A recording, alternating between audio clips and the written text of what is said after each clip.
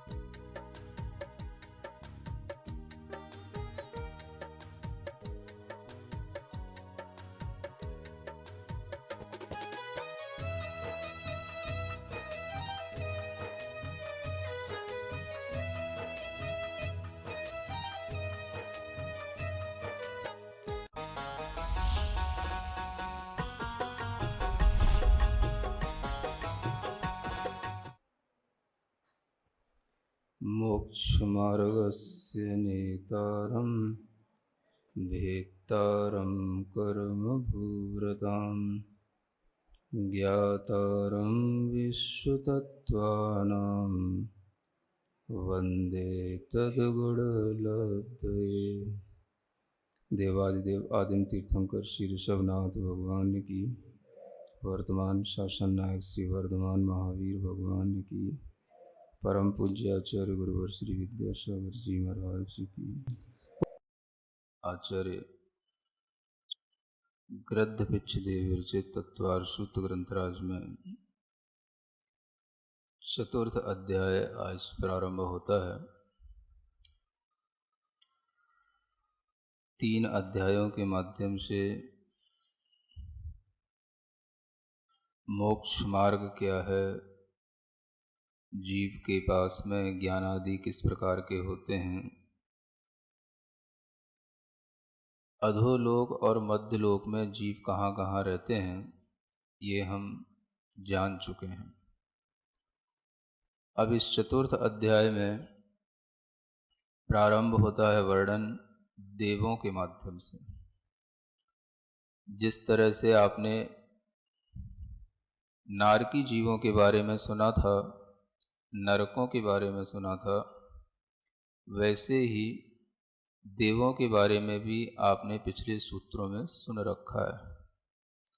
देव नारकाणाम उपपादः इत्यादि, भव प्रत्ययो बधिर देव नारकाणाम, ऐसे जो सूत्र आए हैं उनमें देव शब्द कई बार आया है।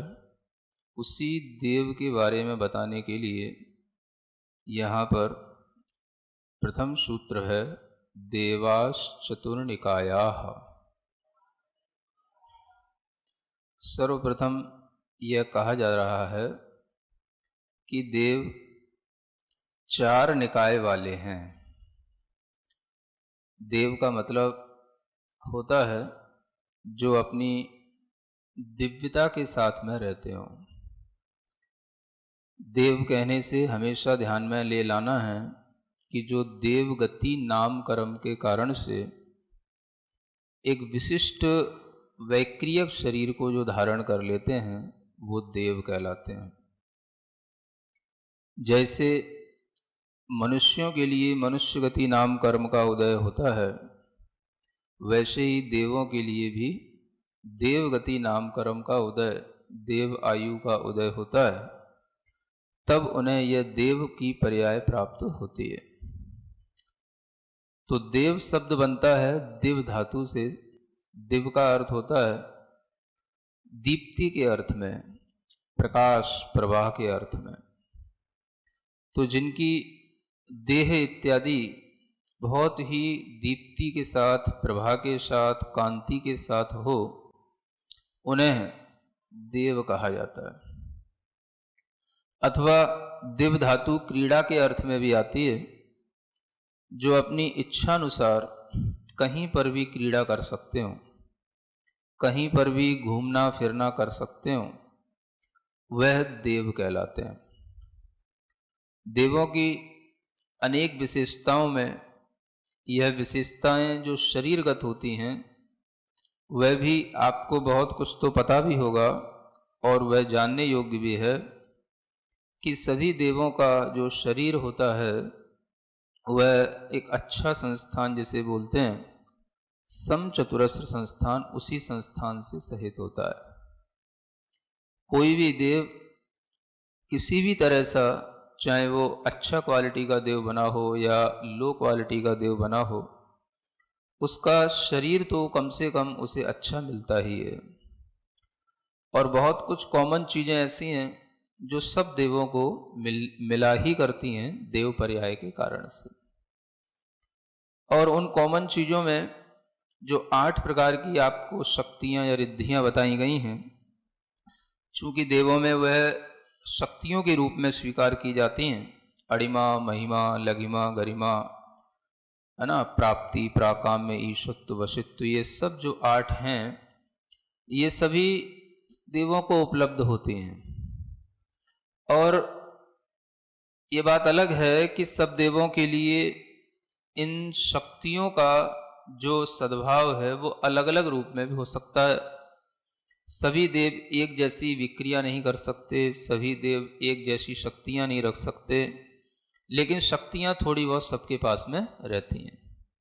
सबकी अपनी अपनी रेंज होती है उन शक्तियों का प्रयोग करने की। जैसे आपके मोबाइलों की रेंज होती है, कुछ इनके भीतर की लेस्याओं के माध्यम से भी इनकी क्वालिटी का विभाजन होता है।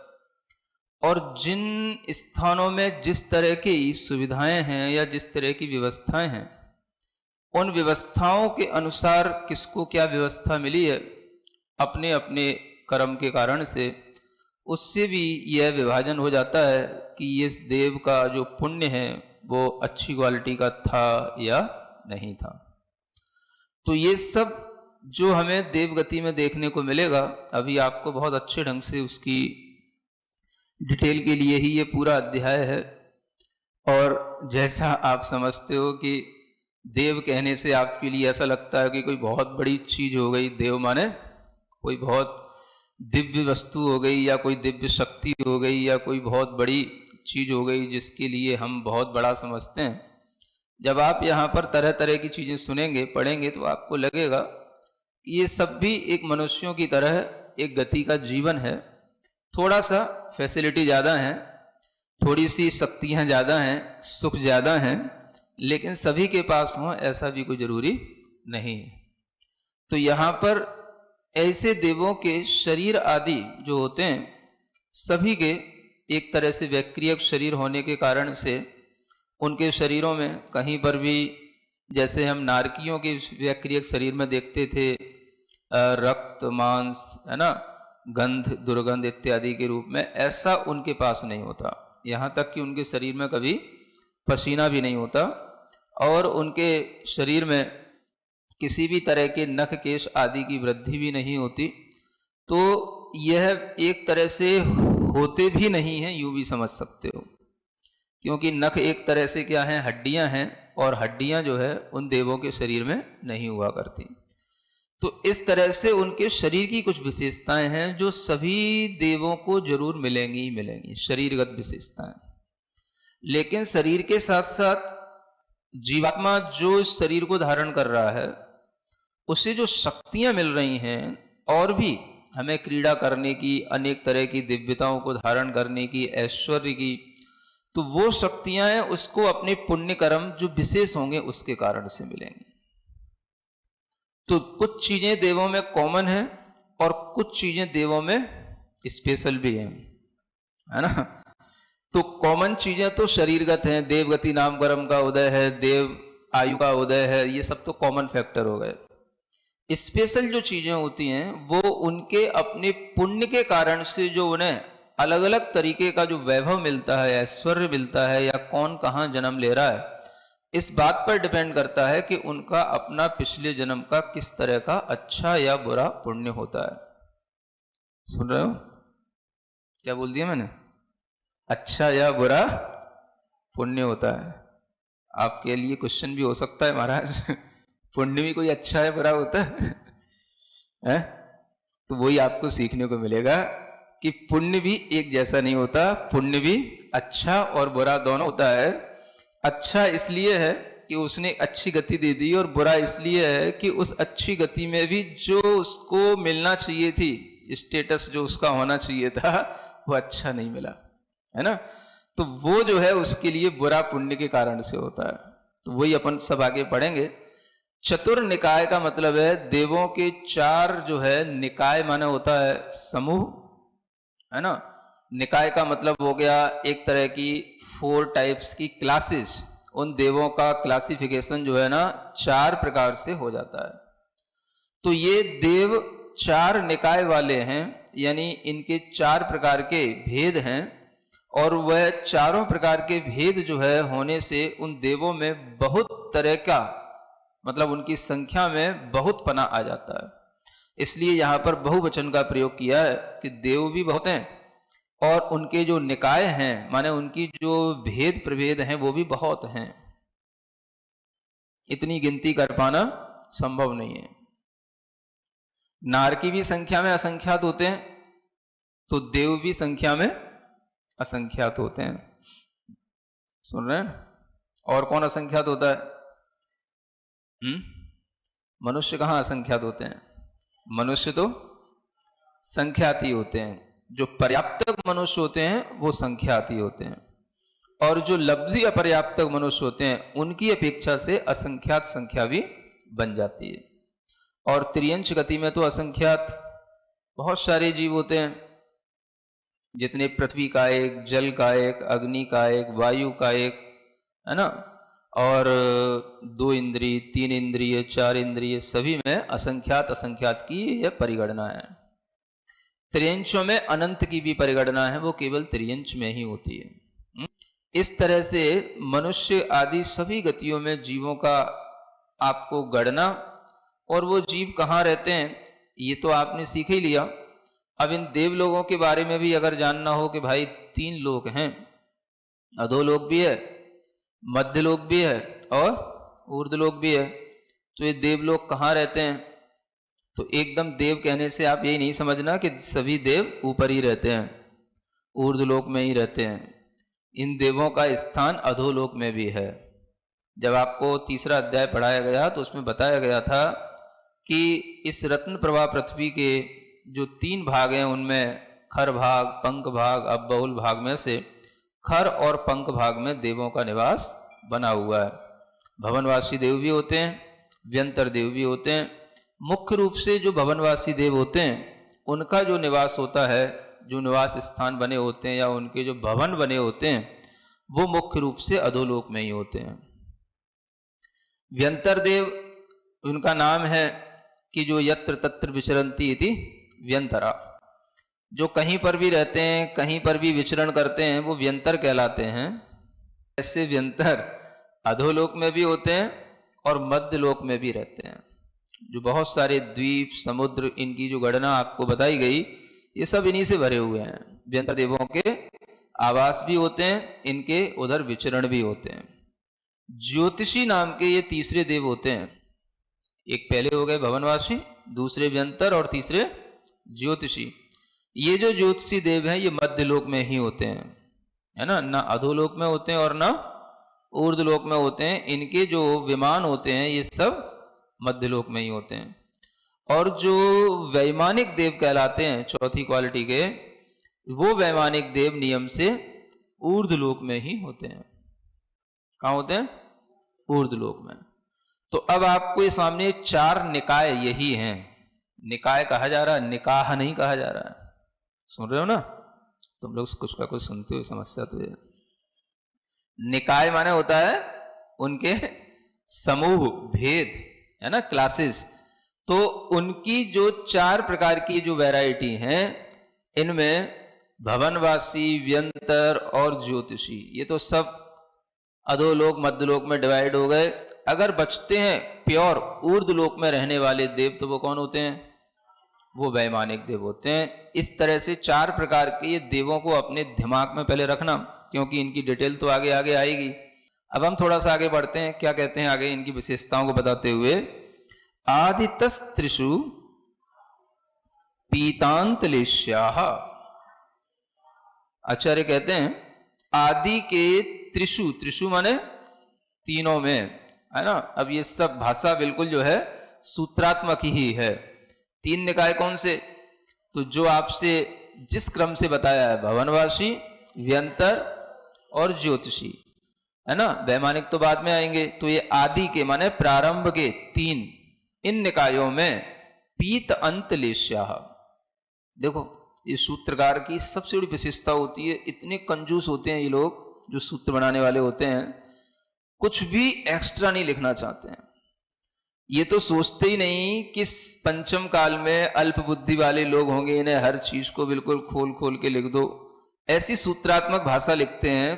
पीत लेश्या है अंत में जिसके, उन्हें कहते हैं पीतांत लेश्या, है ना।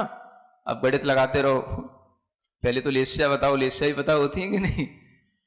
कृष्ण लेश्या, नील लेश्या, कापोत लेश्या, पीत लेश्या, पद्म लेश्या और शुक्ल लेश्या, ये 6 लेश्याओं के नाम, है ना। अब इनमें 3 तो अशुभ हैं, जिनका वर्णन तो नरकों की वर्गीकरण करते हुए बताया जा चुका है, कृष्ण, नील और कापोत। जब ये 3 अशुभ हैं तो इसके बाद की जो 3 है वो शुभ हैं, पीत, पद्म और शुक्ल। अब यहां पर देखो सूत्रात्मक रूप से कैसे लिखा हुआ है, पीत है अंत में जिनके, है ना।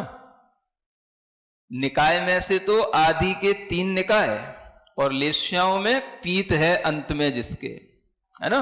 पीत है अंत में जिसके, तो पीत अंत में मतलब वहीं तक अपने को ये लेश्याएं लेनी है। वो 4 लेश्याएं उसमें गर्भित हो गई। अब देखो हम इसलिए कह रहे थे कंजूस लिखने में आचार्य होते हैं, क्योंकि सूत्रकार की विशेषता होती है कि उन्हें कंजूस ही होना चाहिए, है ना।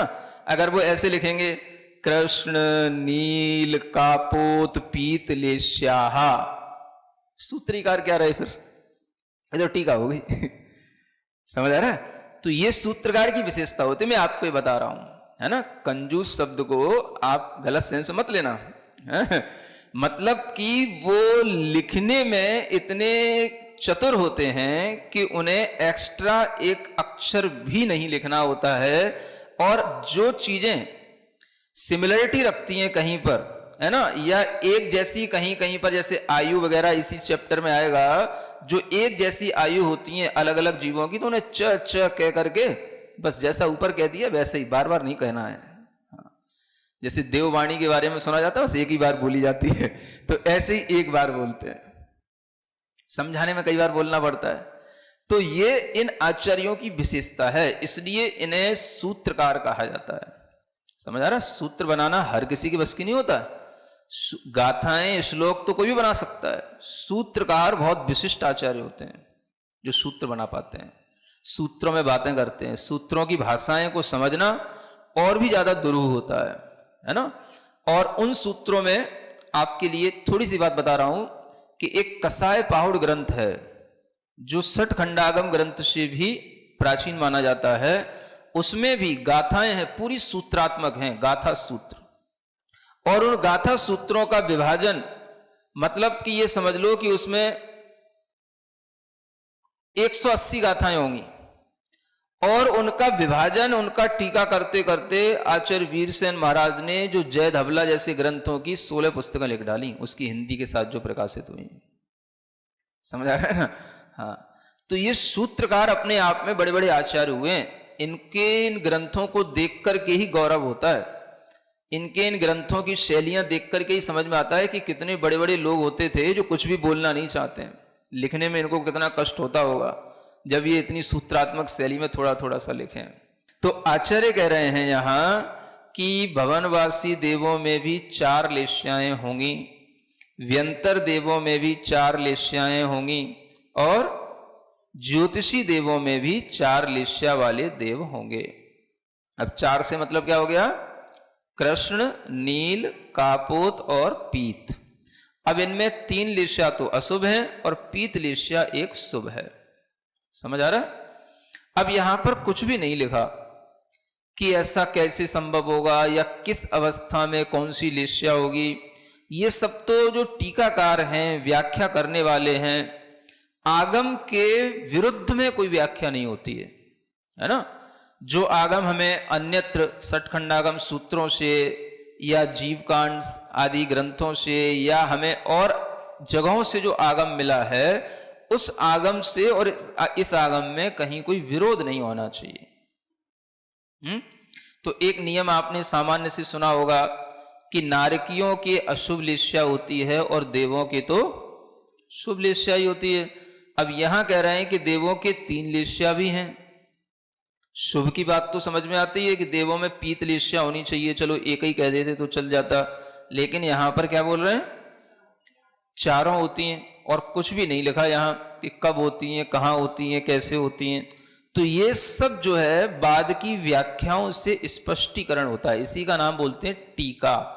तो ये जो है अनेक आचार्यों ने इन सूत्रों पर अपना अलग अलग व्याख्यान किया है।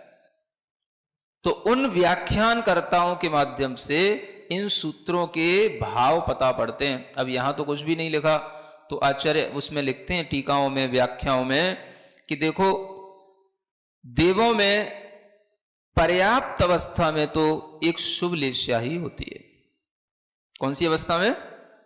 पर्याप्त अवस्था में। पर्याप्त का मतलब समझ रहे हो ना?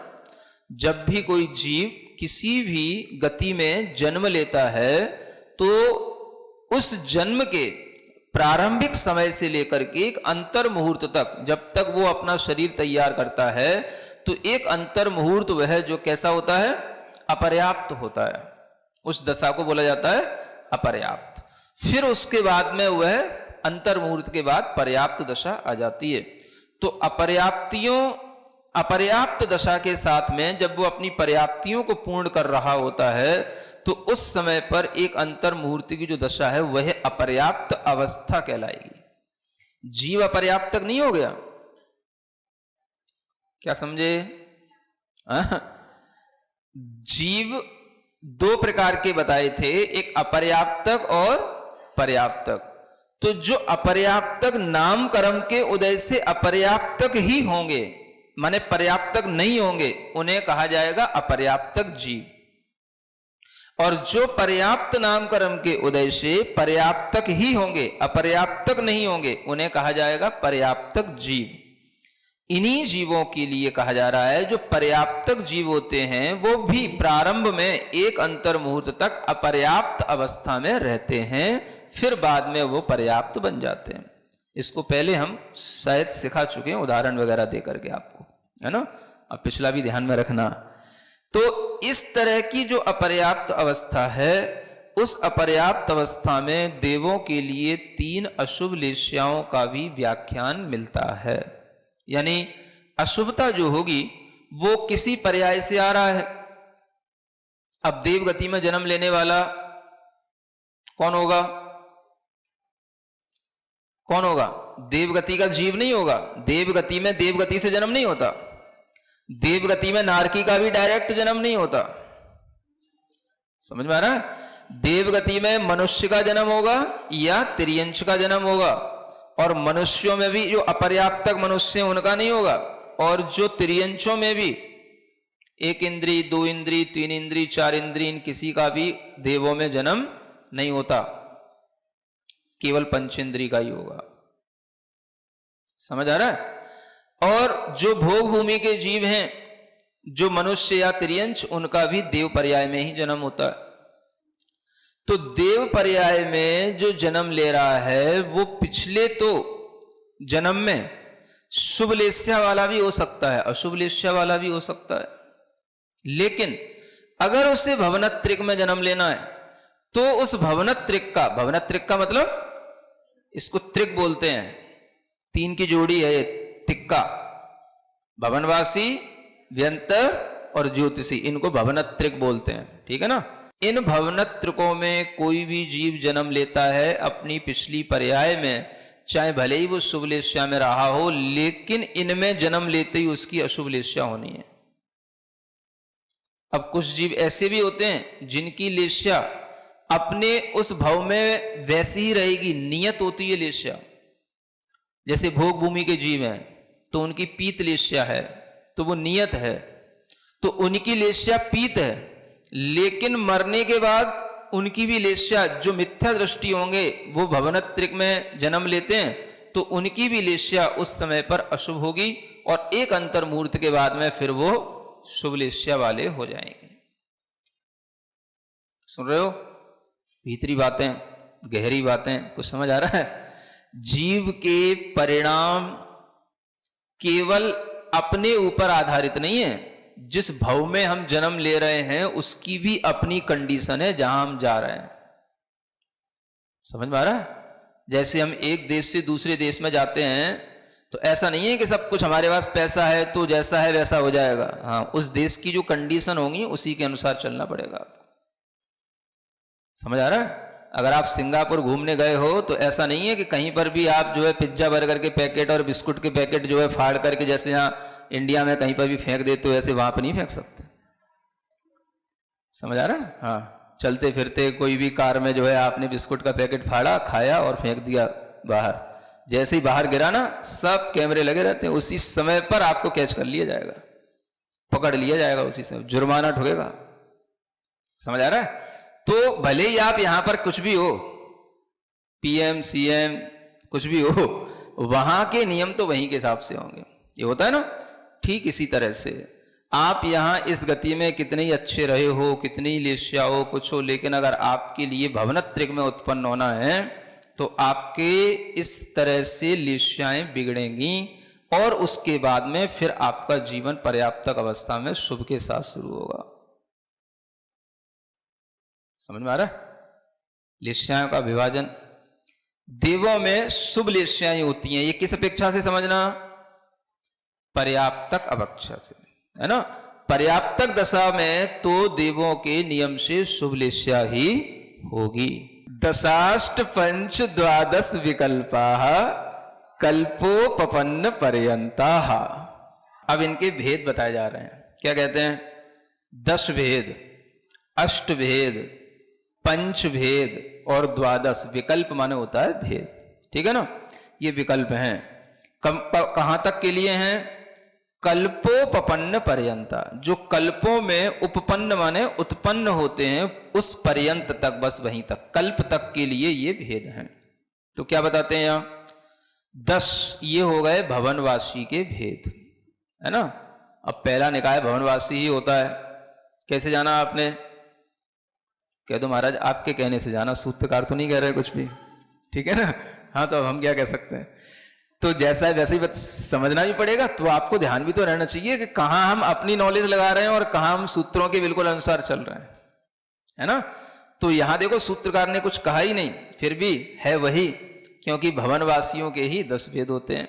तो कल्प जो होते हैं उनके लिए आगे एक सूत्र आ रहा है कि उस सूत्र के अनुसार कल्पवासी देव वो कहलाते जहां पर और भी देव उनके इर्द गिर्द, है ना, छोटे बड़े के भेद के साथ में रहते हों, वो कहलाएंगे कल्पवासी, है ना?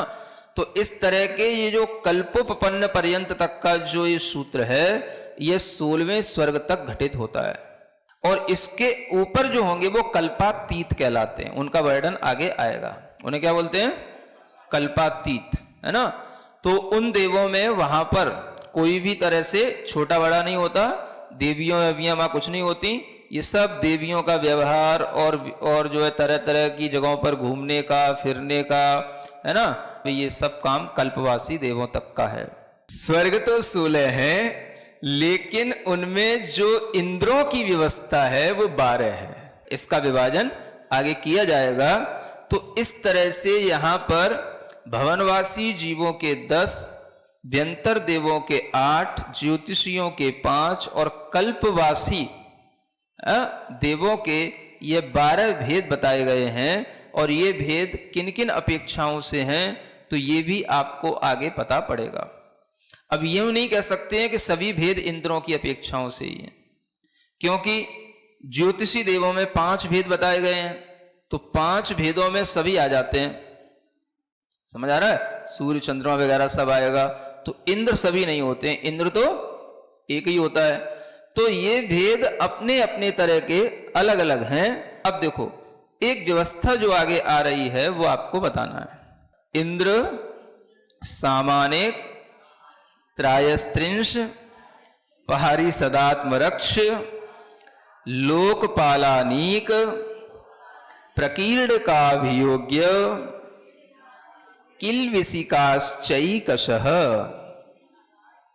चैकशः एक एक के, यानी जो हमने 4 निकाय बताए उन सब में सबके एक एक के इतने भेद हैं। कितने? उनमें इंद्र भी होंगे, सामानिक होंगे, त्रायस्त्रिंश जाति के देव होंगे, पारिषद जाति के देव होंगे, है ना, आत्मरक्ष क्वालिटी के देव अलग होंगे, लोकपाल अलग होंगे, अनीक, है ना, ये उनका एक अलग भेद होगा, प्रकीर्णक ये अलग वैरायटी के देव होंगे, अभियोग्य ये अलग क्वालिटी है, और किल्विश ये अलग प्रकार के देव हैं। कितने होगा टोटल? 10। ये 10 प्रकार की व्यवस्था चलती है सब देवों के निकायों में, है ना। सबसे मतलब भवनवासी में भी है, व्यंतरों में भी है, ज्योतिषियों और कल्पवासियों में, जो कल्पोपपन्न तक के 16 स्वर्ग तक के देव है उन सब में ये व्यवस्था है। मतलब क्या होगा? एक इंद्र होगा। अब आप देखो यहां क्या होगा? एक इंद्र होगा और उस इंद्र के साथ इतना परिकर और होगा। ये बड़ी बड़ी क्वालिटी के जो लोग हैं उनके नाम हैं। इनके भी और छोटे छोटे कितने हैं उसकी यहां पर कोई क्वालिटी का मतलब नहीं है, जो सामान्य देव हैं। एक इंद्र होगा तो उसके साथ में एक सामानिक देव भी होते हैं, है ना। ये सामानिक देव कहे जाते हैं, समान अर्थ में सामानिक शब्द आता है, माने इंद्र के ही समान समझ लो। सब कुछ इनका इंद्र जैसा ही होगा, आयु है, वैभव है, सब कुछ इंद्र के समकक्ष होंगे, लेकिन बस एक वैभव होता है आज्ञा देने का, वो इनके पास नहीं होता। समकक्ष तो बहुत सारे हो सकते हैं, लेकिन आज्ञा कौन देगा? वो एक देगा, उसी को इंद्र कहा जाता है। समझ आ रहा? इसलिए आज्ञा ही सबसे बड़ा ऐश्वर्य माना जाता है। ऐश्वर्य बाकी के सब तो बराबर होंगे, जितनी रानियां इंद्र के पास हैं उतनी सामानिक के पास भी होंगी, जितने इंद्र के और परिवार देव उतने सामानिक के परिवार देव होंगे, जितनी इंद्र की आयु, जितनी इंद्र की हाइट, सब ऐसी सामानिक की होगी, लेकिन आज्ञा देने का काम ये इंद्र देगा। माता पिता गुरुजन जैसे होते हैं बड़े, उनकी तरह ये सामानिक देव होते हैं। तो इस तरह से ये भी देव उन इंद्रों के साथ में रहते हैं। फिर देखो एक त्रायस्त्रिंश नाम की ये क्वालिटी है। त्रायस्त्रिंश वैसे संख्यावाची शब्द है, ये है ना, 33 को त्रायस्त्रिंश कहते हैं, है ना। तो ये जो होते हैं ये 33 त्रायस्त्रिंश इस मतलब नाम से कहे जाते हैं। और ये जो काम करते हैं, जैसे आप लोगों के यहां पर जैसे राजा होता है तो राजा का मंत्री भी होता है ना, बस इसको ऐसे समझ लो, एक अच्छा मंत्री की तरह काम करते हैं। फिर होते हैं पारिषद जाति के देव, क्या बोलते हैं? पारिषद, है ना। तो ये इनकी बाह्य, मध्यम, अभ्यंतर ऐसी 3 प्रकार की परिषद होती हैं। तो जैसे आपके यहाँ भी परिषद होती है ना, सभा जिसको बोलते हैं, सभा, है ना, विधानसभा, संसद, ये सब परिषद के ही पर्यायवाची नाम हैं। तो ये परिषद जाति के देव होते हैं। तो ये जो है उस सभा में बैठते हैं और ये मित्रवत व्यवहार करते हैं। ये सब मित्र ही होते हैं इंद्र के, है ना, वहां कोई विपक्ष नहीं होता है, आत्मरक्ष होते हैं उनके। अब देखो इंद्र होगा तो जब पूरी परकर है, पूरी सभाएं हैं, मंत्री हैं, पुरोहित हैं, तो पीछे गार्ड भी होते हैं।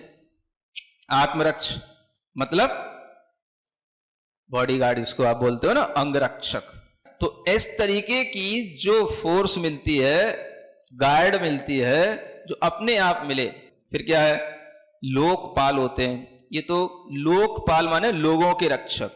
जैसे कि नगर होते हैं तो इनके भी बड़े बड़े नगर जैसे बसे हुए होते हैं, तो उन नगरों में इस तरीके के लोकपाल के रूप में, जैसे कोटपाल होते हैं, है ना, जो कि हम बोलते हैं कहीं दुर्ग वगैरह होते हैं, किले होते हैं, उनकी जो रक्षा करने वाले होते हैं, ऐसे दुर्ग रक्षक की तरह, कोटपालों की तरह, कोतपालों की तरह इनको समझना चाहिए, लोकपाल, है ना। ये सभा के सब रक्षा करने वाले होते हैं, जिस सभा में इंद्र बैठते हैं। अनीक तो ये सेना का नाम है। अनीक माने क्या होता है? सेना। तो अनीक जाति की सेना, ये सेना होती है। तो ये 7 प्रकार की सेना होती है। कितने प्रकार की? मतलब हाथी होंगे, घोड़े होंगे, पदाती माने पैदल चलने वाले होंगे, और फिर बैल, और फिर गंधर्व होते हैं, मतलब गाने वाले, नाचने वाले। नर्तकियां अलग होती हैं नाचने वाली, हैं? ये भी सेना के अंग होते हैं। और रथ होते हैं, वो अलग होते हैं। 7 हो गए ना, है ना? ये 7 प्रकार की सेनाएं अनेक शब्द से यहां कही गई है। फिर होते हैं प्रकीर्णक। प्रकीर्णक का मतलब तो समझ लो कि जैसे जनता जनार्दन, सामान्य जनता, सामान्य देवलोग, जो प्रकीर्णक जाति के ये नगर में रहने वाले जैसे होते हैं, ऐसे वो नगर में रहने वाले सामान्य मनुष्यों की तरह प्रकीर्णक हो गए। अब आता है ये अभियोग्य। कौन आ गया? अभियोग्य जो जाति के देव होते हैं, ये ऐसे समझ लो बिल्कुल जैसे दास और दासियां होती हैं, है ना? ये इनका रूप वहां पर ये होता है, ये अभियोग्य जाति के देव होते हैं। और किल्विष जाति के देव, ये किल्विष जाति के होते हैं। ये किल्विष माने पाप होता है, मतलब कि पुण्य के उदय के साथ भी वहां पर उनके पाप का इतना उदय होता है कि इन्हें सभा से दूर रखा जाता है। 10 प्रकार की ये अलग अलग तरीके की वैरायटी वाले देव हो गए। अब आप समझ लो देव होना ही सब कुछ नहीं होता है। देखो यहां पर जो ये आए ना अभियोग्य जाति के देव, है ना?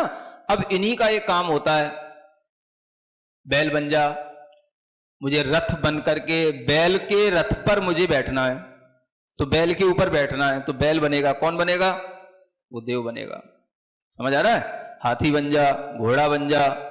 तो ये सब देवों को बनना पड़ता है। इनकी विक्रिया इस तरीके से होती है कि उसके ऊपर इनके स्वामी बैठेंगे।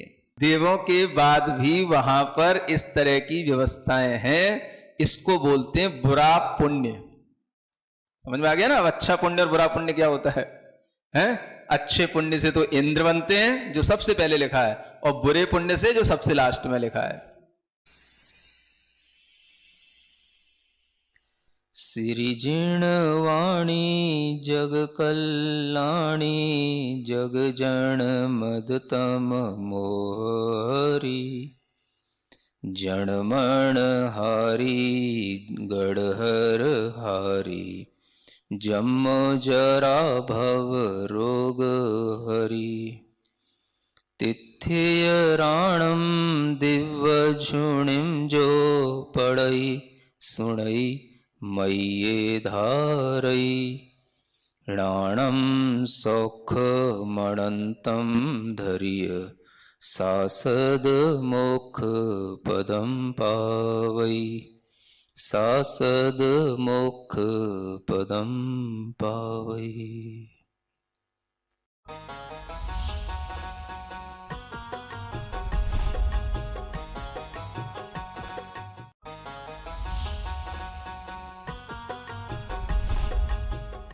इस कार्यक्रम के पुण्यार्चक थे